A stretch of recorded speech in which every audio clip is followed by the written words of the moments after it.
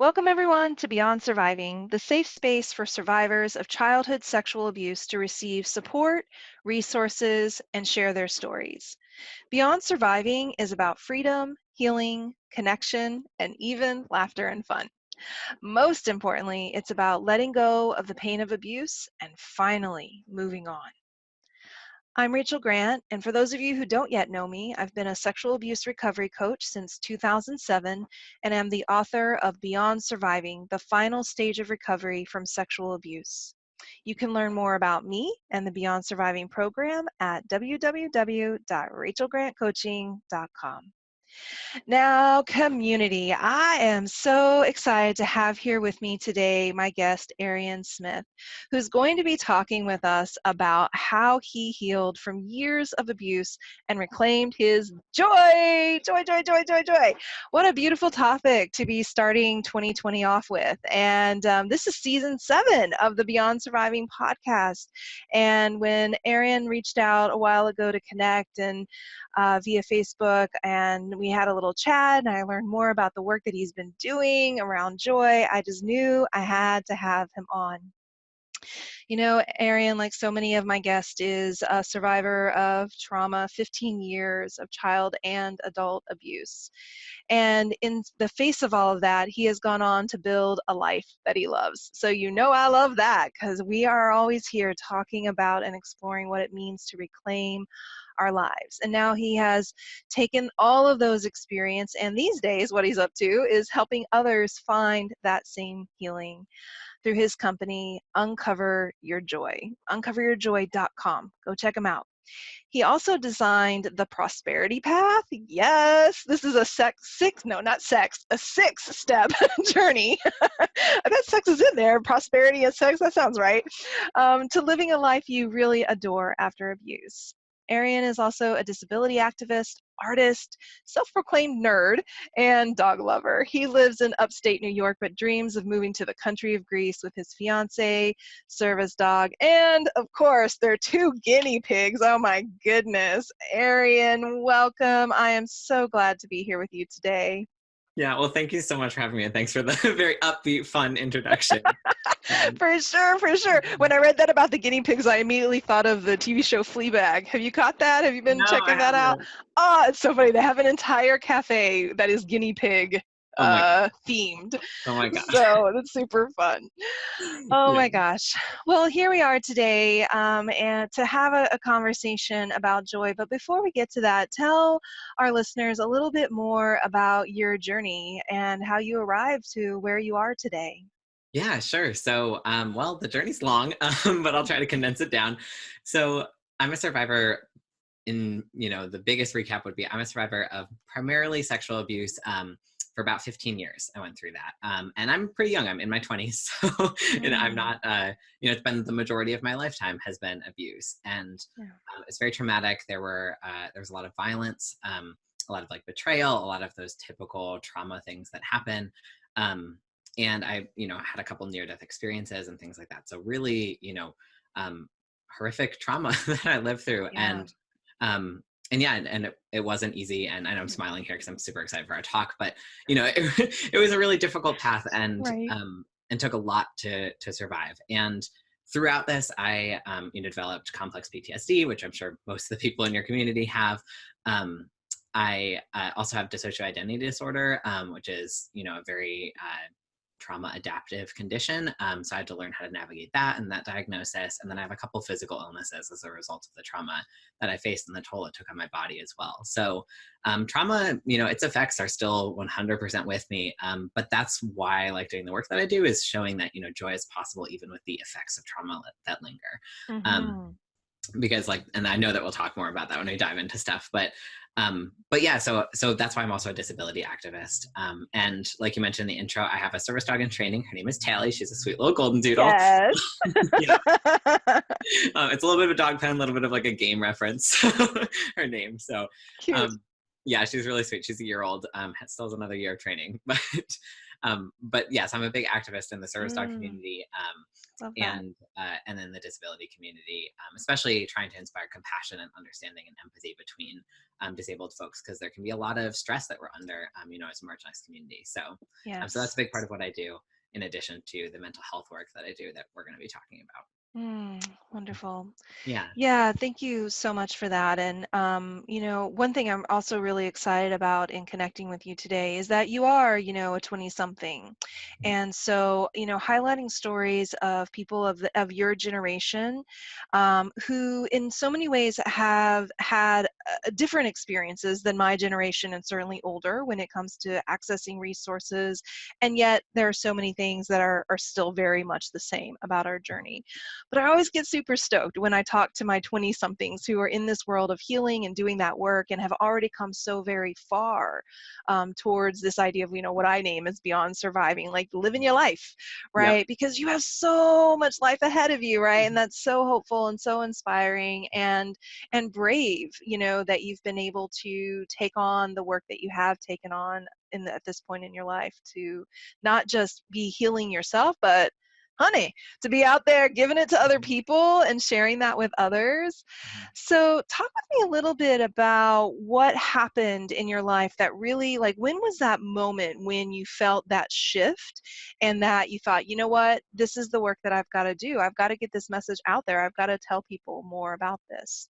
Yeah, so there were a couple of things. I don't think it was one specific moment. I think it kind of Sure. built upon several things, and um, I think a lot of the big transition from where I was still being abused, but then kind of got past that place of abuse, and was able to get away from my abusers, and then start to move towards this journey towards joy, was a lot in my college years. So I went to an art school down in Baltimore, Maryland, and Mm. great school, great studies and everything. I love doing art, but a lot of trauma happened there. One of my best friends from high school came with me. I confided in her about child abuse, and then she started to abuse me. So really, Oh, unexpected, horrific situation. Totally shocked me, and that lasted for 13 months because I was just so blown away with what was happening and just couldn't wrap my head around it. Um, so that was very chaotic. And at one point, I recognized, like, I want to get out of this. I mean, of course, I had wanted to this entire time, but I realized that I had an opportunity at one point. I'd been kind of financially bound to being a roommate for a little while and things like that. But a new semester had started, and I realized, okay, I'm a residential advisor on campus. I have, like, that sort of community support and various other things. mm. So I reported her actually to the college, which was terrifying. Yeah, um, I bet. for anyone in your Wow. community who's gone through, I don't know, a legal case or a college case or anything like that, it's like, ooh, it's intense. Um, I don't even think this is intense as like a court case. Mm. Uh, so anyways, it was a very, very intense process. And but throughout that, I really learned a lot about self-advocacy and a lot about Okay. showing up for myself, because unfortunately, and this happens to so many of us survivors, when I was going forward with this, I lost pretty much all of my friends because they just all sided with my abuser. And it was strange Oh. too, because it wasn't even just siding with the abuser. It was like, oh yeah, she abused you, and they confirmed that in the case. But then they were like, but also we're not going to be friends with you. And I was like, okay. Damn. So Wow. great, yeah. Yeah. So pretty intense Incredible. stuff. And I still had a support community. Like I was a residential advisor, like I said. So there were, my peers that I worked with who were great. And my supervisor at the time, amazing woman named Brielle, she was just like wonderful throughout all of this. And we also we would have like these heart to heart, like really authentic, empathetic conversations because we would meet once every other week. It's just like a part of the job. And she used to call me her guru and stuff. And even though I was going through this, like I was just always a healer. That Oh, was just nice. always, Yeah, it's just in yeah, you. Yeah, to do it is. that. Uh-huh. Mhm.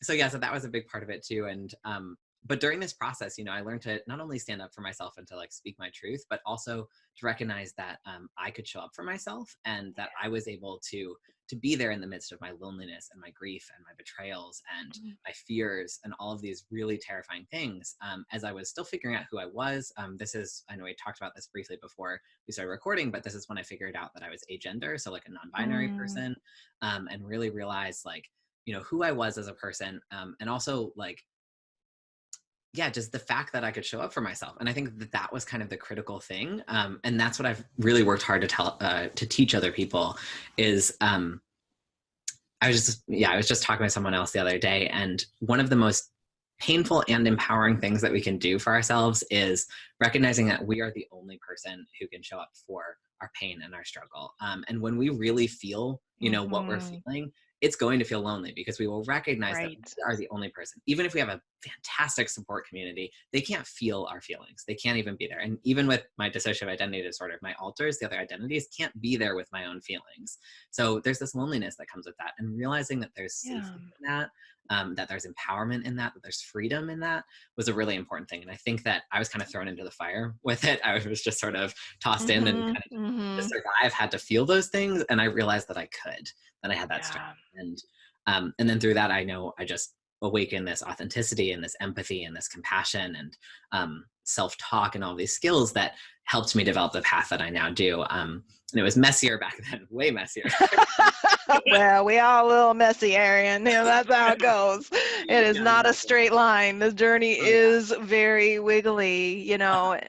What's so resonating with me from what you shared in your story is that we have these moments that are painful, right? When we do end up, we're isolated, or we lose out on something, we lose connection, we're ostracized, whatever it might be. And these moments can be a breaking point, but also a making point, Yeah. right? And that's really what I'm hearing in your story, that became a season in your life where you really kind of pulled up to the table and said, okay, like, what am I going to do from this point forward?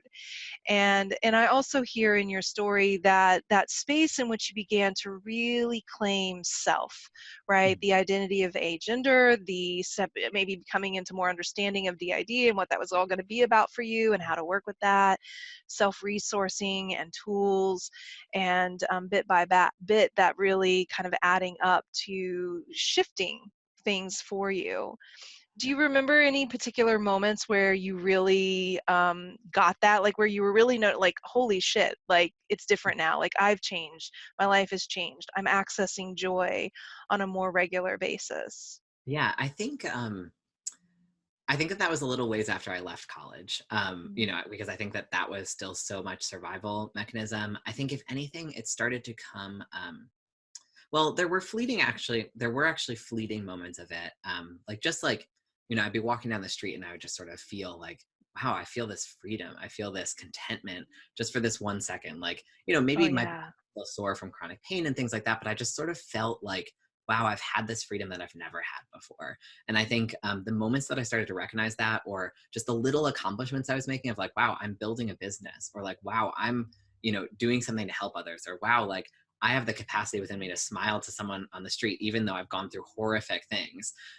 So just that sort of recognition, noticing these little moments of compassion within me, these little moments of who I was as a person, I was able to just notice these little fleeting elements of joy throughout my life. Nice. And You're it, snatching them, grab it, yeah, get right. it. And they were rare then, like they were not Right. common. Yeah. Yeah, This was like just before I enough to kind of understood. tide you over Yeah. between the moments of Yeah. darkness or hard or difficult Yeah. times. Yeah, they Yeah. gave me enough hope to actually start looking for that joy, and I think that that was Mm. key.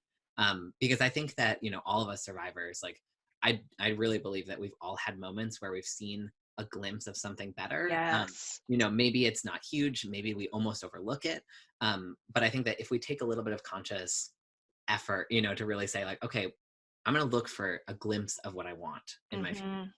a glimpse of what I have already. That's where gratitude work can come in. Yes. Without invalidating the hardship, but recognizing, hey, wait, there are things that I can be grateful for now that I couldn't have in the past. Um, And so yeah, true. yeah, I agree with that wholeheartedly. So much so that it's the very first lesson of the Beyond mm, Surviving program that perfect. believing that hope is possible and developing our capacity Mhm, to see that yes, there are all these things that are shitty and hard and difficult and I want to change and I yeah, don't feel good about. And in any given day, we have those little moments of what I call those highlights, right? Little mm, moments of joy, even if it's something as simple as I brushed my teeth.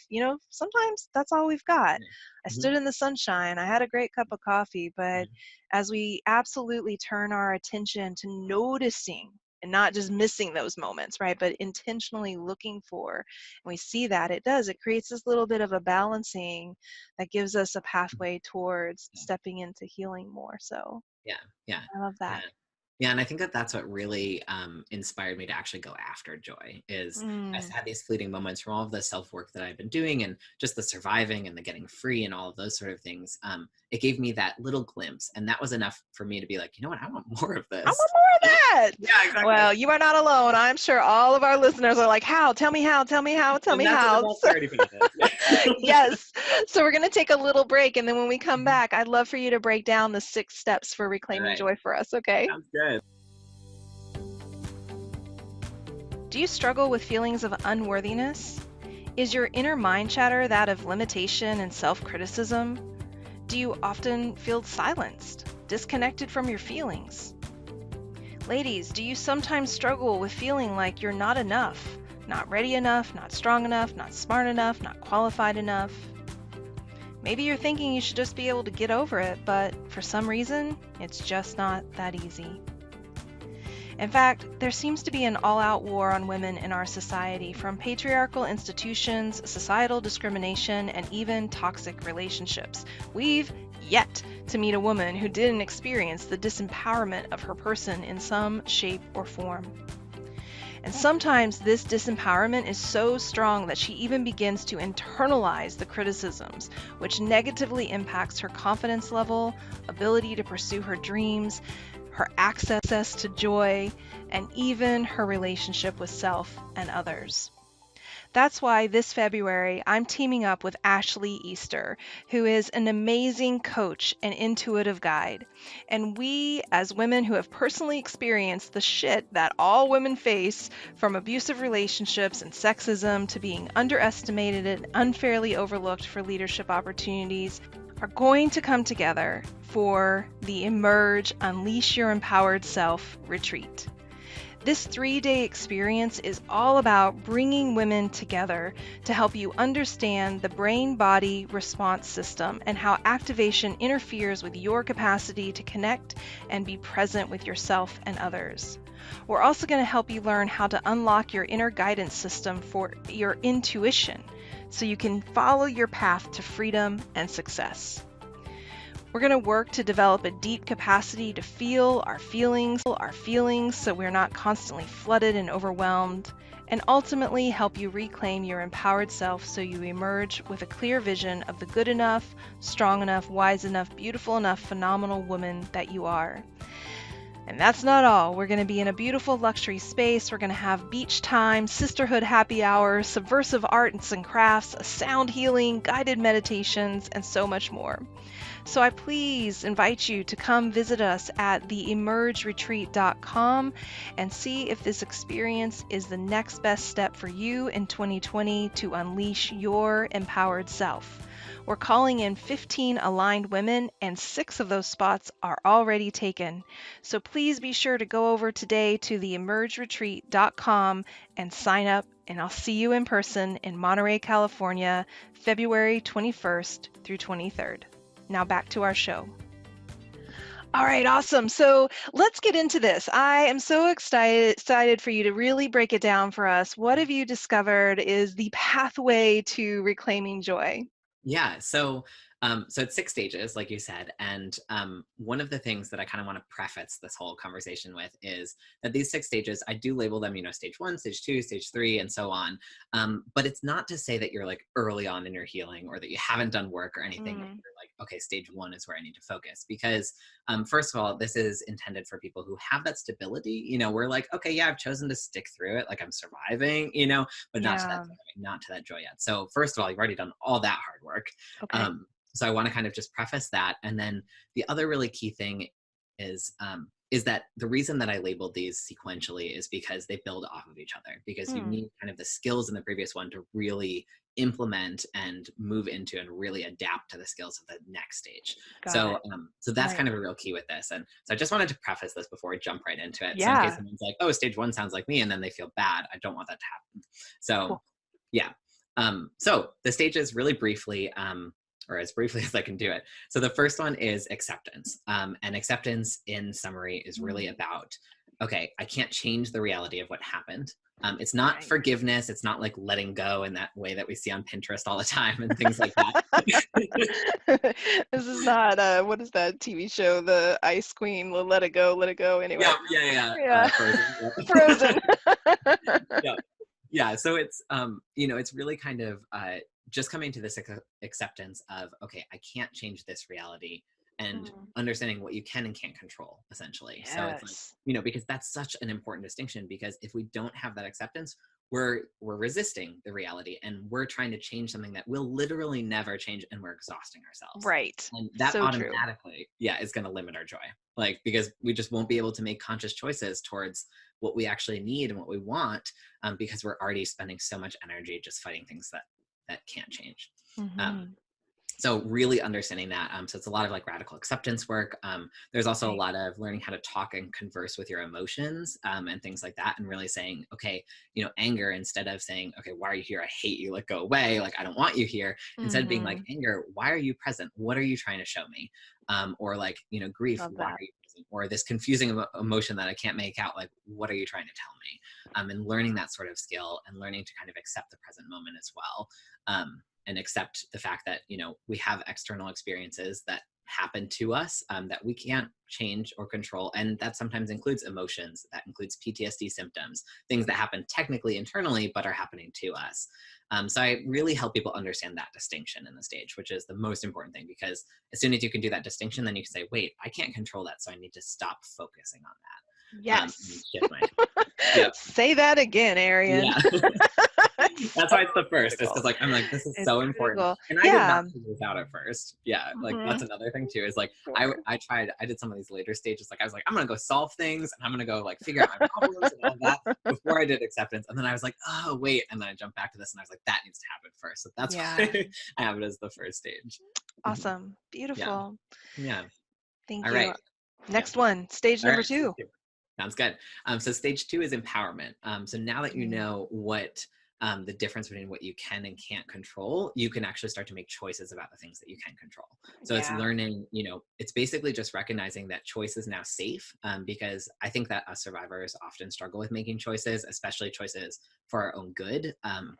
Often because a lot of the people who are the most influential in our life, our abusers, Mm. made choices for their own good that hurt Yeah. us. So we're afraid that when we make choices for our own good, we're going to be doing the same. And it's kind of unlearning that belief, unlearning that pattern, recognizing that choice is safe, and recognizing that you're already empowered in making choices every day. So there's a lot of exercises like just noticing the little decisions you make every day, Hmm. looking for opportunities and recognizing, oh wait, I can make a choice about this, and then deciding, okay, yeah, I can make a choice. And this isn't about making perfect choices yet. Like this isn't, we figure out your dreams and all of your core values and everything later on. This is just about recognizing, wow, I have that power.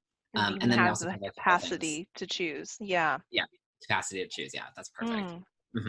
Love Um, that. yep. And then that's also boundaries and a couple other important things that have to do with choices, Right. sort of protecting yourself, standing up for yourself, things like that. So Okay. yeah. Hmm. Beautiful. I love that. Something you said there, just real quick before we go on to the Yeah. next stage is, really understanding like the opportunity that we have in the space of choosing. Yeah. Absolutely, choice is stripped away in the space of trauma.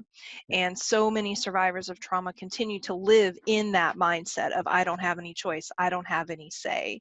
And so you end up disconnected from yourself, you end up disconnected from your power, inability to set boundaries. So I really love that element is such a beautiful tenet, and early on to really help people connect into that. Yeah. What Yeah. comes next? Awesome. I did want to actually jump in. One other thing in the Oh empowerment yeah, please. real quick is because I totally forgot to mention it a second ago. One other thing is reclaiming your identity as well. So starting to figure out, who am I? Yeah. Because we change through abuse and trauma, and it's kind of recognizing that we get to recreate ourselves, we get to rebuild. So that's also a part of that. But Yeah. the third stage, yeah. So the third stage is designing your dream life. So this isn't actually creating it right now. This is just getting clear on it. All right, You have cool. the skills now. You understand what you can and can't control, and you understand you can make choices. So like, why not start figuring out your dreams, right? So that's the really key thing here. But there's a whole stage just figuring out. So this isn't literally, it's no action besides just brainstorming this. And the reason for that is because there's Mm. so much clarity that's needed in order for us to actually get joy. So, we kind of need to realize, like, where am I at now? Like, what isn't working for me? What isn't Mm. joyous? And what Mhm. would make this joyous? And we kind of break down like the different facets of life, like relationships, physical health, mental health, things like that. And kind of brainstorm, like what really would matter to you? What would really be your absolute ideal? Mm. And just letting those dreams kind of come out, because like you don't need to focus on solving it, on creating it, on the obstacles or anything like that in this stage. It's just purely dreaming. So it's a really fun creative stage. Can be a little Really good. intimidating too, because that's that's how it Yeah. is sometimes. Yeah. Yeah, Well, it but can be tricky when, you first of all been so disconnected from self and not knowing what you really want and what you really need and what you care about or what you're passionate about. And then people so quickly want to get into but how would I get that? And what about this? And that's going to be in my way and all that. So I love that you create this landscape and this spaciousness. Well, let's just name, let's just dream, let's just call in some stuff without worrying about any of the how or the who or the what's it's that's going to get us there at yeah, first. Yeah. yeah, yeah. And that's another reason why I really break these down to stages, is because I don't want Mm. people to start solving this or thinking, well, how am I going to get that? Like, you'll figure that out. Yeah. just just dream. Yes. And yeah, and this also has to do with like core values and things like that. So it's also Okay. deepening that identity process and really figuring out, like, not only what would bring me joy in my life, but also you know what aligns me to my truest like heart desires, and figuring out how core values work and how to make decisions in line with those. So it adds on to that as well. Love that. Beautiful. And now we've created this beautiful vision and idea. Where do we go from there? Yeah, so now it's into the somewhat intimidating understanding your obstacles. Ah, all right. All the shit that gets in the way.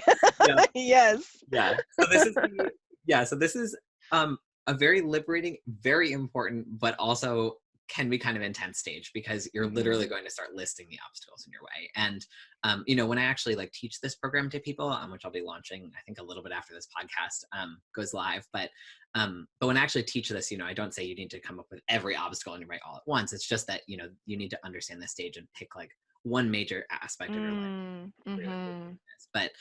But you always want to do 4, 5, and 6 sequentially. So stage 4 though is really understanding what the obstacles are. So we do a little bit in Okay. terms of identifying the difference between internal and external obstacles. So Right. external, like they can be obvious things like a partner that's fighting with you, or you lost your job, or things like that. But it can also be like a PTSD symptom, an emotion that's really out of control, like things that are happening to you. And then there's internal obstacles like limiting beliefs and self-sabotage cycles, which are things that we kind of perpetuate within ourselves and just may not be aware of yet. Right. So I think a lot of times we tend to jump into solving obstacles before we fully understand them. We're like, oh wait, like I have this relationship conflict, so I just need to apologize. And maybe you actually needed to set a boundary, or maybe you actually needed to apologize, but in a specific way. Yes, And right. yeah, and that's what this stage helps you understand, is it just gets you really intimately aware of what that problem and obstacle is. So that way, when you move into the fifth stage, which is the solutions, you can really start to do the right things, like really figure out, okay, this is actually going to work because I fully understand what this obstacle is. Makes Um, sense. yeah. Yeah. Beautiful. Mhm. Love that. Yeah. So you've dealt with the fears and all of that, the junk that's sitting there either internally or externally, naming it, noticing it. In some ways, it's in that space of acknowledgement that we create opportunity to Oh, move yeah. forward and to move around it. Because when we're trying to pretend it's not there or not seeing Mhm. it, there isn't really much vitality or energy. And so then once that has happened, what can people then step into next? Yeah, so then it's the fun one, solution brainstorming. So, Okay. this is where you start to be like, oh, okay, I can actually solve this sort of stuff. So, in basics, it's some really simple brainstorming solution exercises, which is like, stuff that is very popular in personal development, but isn't always framed towards survivors of abuse. Because one of the things I think that's a real nuance in this stage is that sometimes we're going Mm, to have things happen in our life, whether it's a result from something in our past or something in our present that happens, that may fundamentally alter the path towards our dreams, towards our joy. right. And where we may have an obstacle and be like, oh, this solution will work, but then we like are unable to actually take action on that as we move between stages 5, which is solution, and 6, which is action. Mhm. So it's also understanding too, how do we recreate solutions that are based on our core values even when external obstacles affect them. So I always give the example of like maybe someone wanted to be a professional athlete and then they end up paralyzed from the waist down or something. So like obviously that's going to fundamentally change the goal Right. that they have. And that's Yeah. a new problem that they might be like, wow, that was a huge part of my joy, but how can they kind of regain that? And that's through understanding that some solutions are better framed around core values. So maybe it was success and it was athleticism that they liked, which are two things they can definitely still get even while living in a wheelchair, and that sort of, Mm, thank you. there's Yeah. a lot of things like that where it's like, you know, what are the values that were behind this dream and how can you reframe it? And there might be Mm. some grief, and that's where the acceptance that you already learned comes in and the empowerment and stuff like Right. that. You have to go right back to that. In the face Yeah. of this choice now being limited or not an option, what are the choices that I have available? Yeah. I want to speak to that just a little bit because I think this is actually up a lot right now for a couple of my clients and I think just generally in the journey of healing that um, our life in some ways will get derailed. Mhm. One way we can see this is by way of one of the impacts of trauma, things like chronic illness, Yeah. right? And Hmm. you think, okay, this is how my life is going to work and I'm going to have these sorts of things, and then it stops being that. Oh And yeah. the and that work is really deep and really intense, to the capacity to release the idea of how you wanted it to look and how you wanted it to be.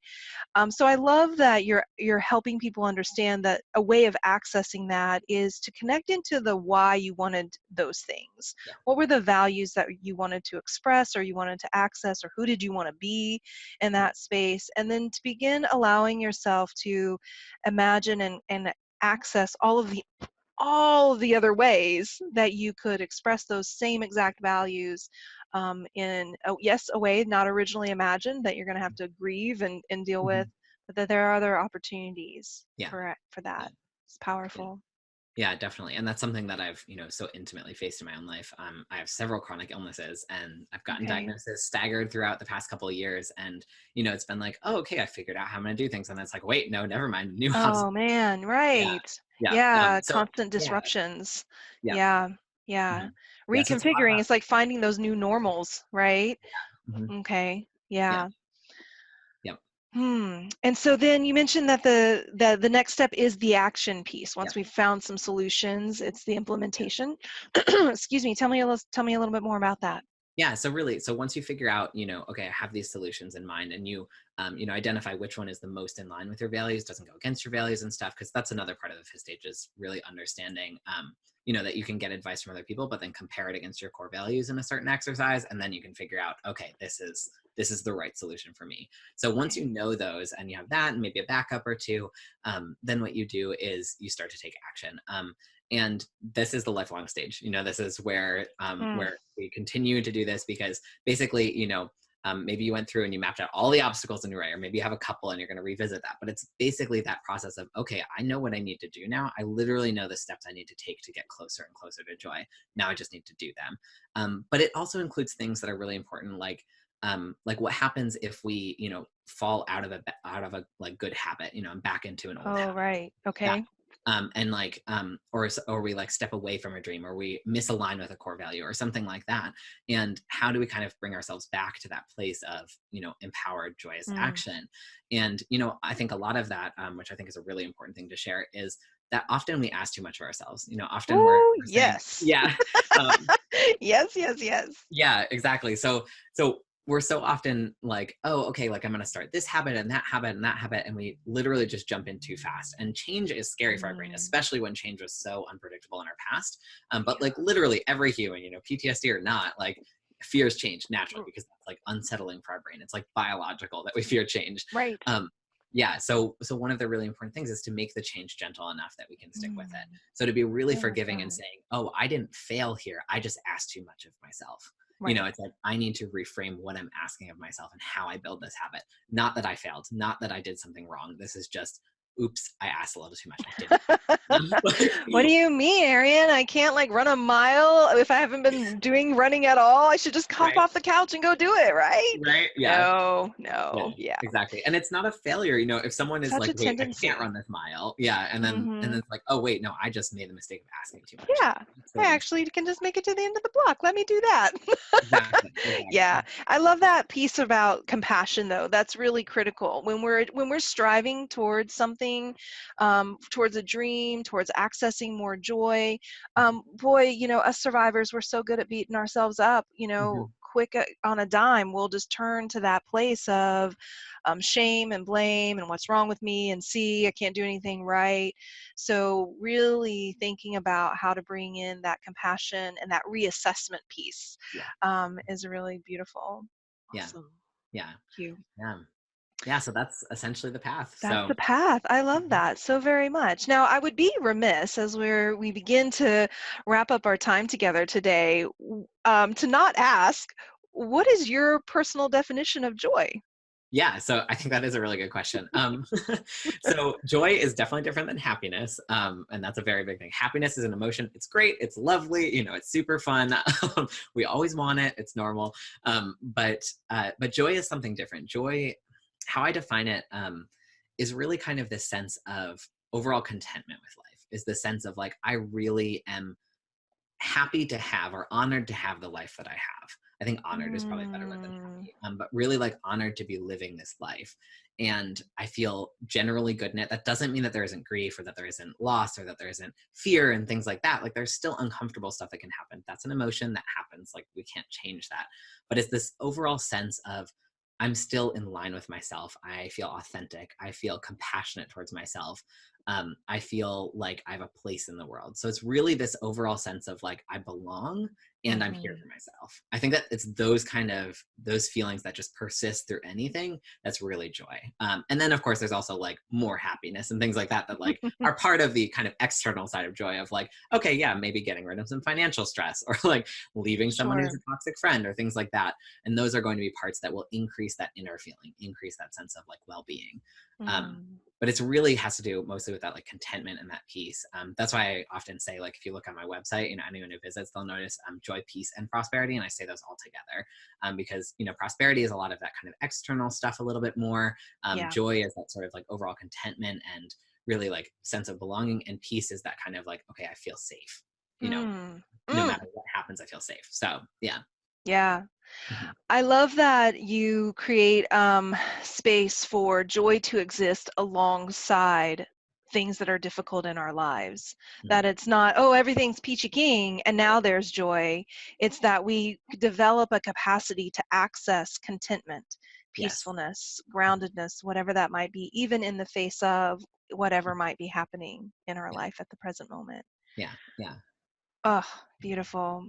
Awesome. Man, I could talk to you for another 3 hours. It is so nice to have had you Yeah. here today and to have had this Thank you. conversation. Let's talk a little bit about how people can get connected with you. We mentioned your website earlier, uncoveryourjoy.com. Where else would you like people to come visit and connect with you? Yeah, so I think the two probably best areas would be well, like you said, my website, but that's the other. The other one would be my Facebook group. I know you have a Facebook group as well, which is wonderful. I've been in it for a long time, and anyone can say hi to me there. But uh, but I have a Facebook group as well. It's just facebook.com. I think it's slash groups slash and then it's just joy after abuse. You can Okay. also look up the name of the group is Uncover Your Joy Prospering After Abuse. So you can look up either of those things, or you can find me on Facebook, and I should have a link on my page that you can find. So I'm sure Okay. you'll link to it probably. Yes, I will. In the show notes, I'll link to your website, to the Facebook group. And you mentioned that you're going to be launching this new program, the Prosperity Path program. Tell people a little bit more about that and how they Yeah. can find out more and get connected into that. Yeah, so I'm really hoping to launch that by the end of January. It should be like a week or two after this podcast goes live. Great. And so yeah, so I'm really that's what I'm aiming for. But winter life, chronic illness, all It those things. happens. And so, um, But and you're I have going to to stay take joyful. yeah, yeah, exactly, right? I'm like, oh, all right, self-care. um, yeah, so at the latest, that's going to be launched in February. So no matter what, Okay. you can find more information just about the program if you go to uncoveryourjoy.com/prosper. Or you can take a quiz that will help you identify which stage you really want to focus on, which is Mm, members.uncoveryourjoy.com/quiz. okay. So you can do that as well. And I'm sure you'll have the links for both of those. I But that will. quiz is up already. So that's something that you can do. You'll get Oh, worksheets, good. advice.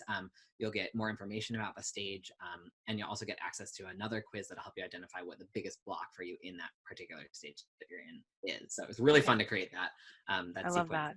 of really reaching out to I'm people. going to So go take it. I want to find yeah, out. Where am I? I'm I going to mean check that out. yeah, I mean, I know you're way into the action, but You always Yeah. know there's always little places you can tweak Oh though. yeah. So I Yeah. love that so very much. Well, it has been a true joy to be here with you today and to have Thank this you. conversation. Thank you for your authenticity, your Thank you. vulnerability, and for all of the deep work that you've done in order to shift into this space where you get to walk alongside people and help them find their joy too. So everybody listening, please pop over, follow Arien, send him some love and gratitude for everything that he's shared so generously today. And thank you all, of course, for tuning in to the podcast. Don't forget to go over to rachelgrantcoaching.com as well and check out the resources there. Please be sure to subscribe to our podcast, leave us a like, and let us know what stayed with you from today's conversation. And then come back next time because we have so much more to share. And until then, take good care of you.